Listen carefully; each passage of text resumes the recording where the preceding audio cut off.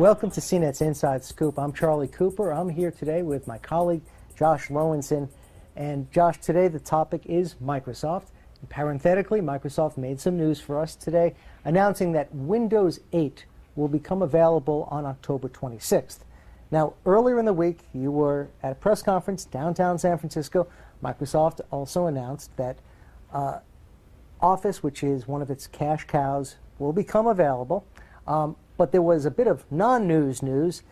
Why don't you tell us about it? Sure. I mean, the big missing detail is what happens to other platforms. Office, as we know it, has always been something for Windows, but there's no denying that companies like Apple and companies like Google have kind of come in from the sides and really taken up some of Microsoft's business. So Office, the new Office, as we know it, is an answer to that partially, but there's still the unanswered question of what happens to these people who are using tablets and non-Windows devices to get their work done. So if you're an iPad user, you're out of luck for the time being. That's pretty much the vision that Microsoft has not really laid out for people. Now, is this more of a question of the technology was just too difficult to manage, or are we talking more of a business marketing angle in that Microsoft has the new Surface tablet, which is its relatively new entry into this market, a market dominated by the iPad?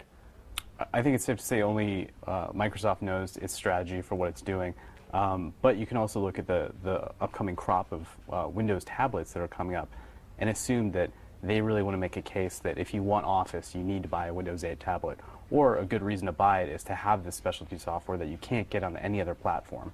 Now, if you are an iPad user and you're just dying to get your hands on something that would have Office-like functionality, if you can't wait, what do you do? I mean, the truth is there have been alternatives. You have companies, including Apple, which have come out with single productivity suites and apps that let you do a lot of things that you could use Office for.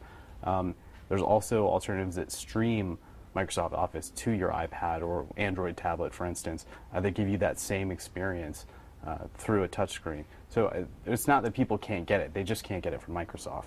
And this, as far as your understanding, is a question of when rather than if. I think so, and I think at some point Microsoft does need to acknowledge the fact that more tablets that are out there, at least for now, more touchscreen devices, are on other platforms. You have Android, you have iOS. That's how people are doing work now, and there's no ignoring that segment. And for Microsoft, who's also a huge software company, that's how they started, that's how they're going to continue, they can't ignore it. So this iPad thing, safe to say, it's going to stick around for a while. Yeah, that's a safe bet. Thanks, Josh. For CNET's Inside Scoop, I'm Charlie Cooper.